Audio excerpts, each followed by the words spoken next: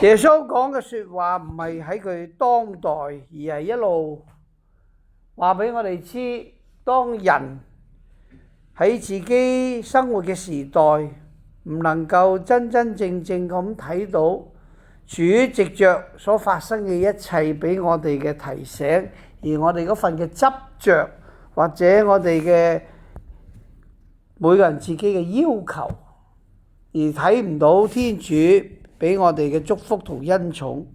而成為一個邪惡嘅世界，就好似今時今日人睇到呢個世界充滿着嘅唔係人與人之間嗰份嘅關懷、照顧、幫助，而係殺戮、強權、自私呢啲咁嘅嘢。所以如果我哋唔再悔改呢，耶穌所講嘅說話一定會不斷咁應驗。所以讓我哋都好似尼尼人一樣，聽到所宣講嘅一切說話，而能夠精進藉著聖言，有一份悔改歸依嘅心。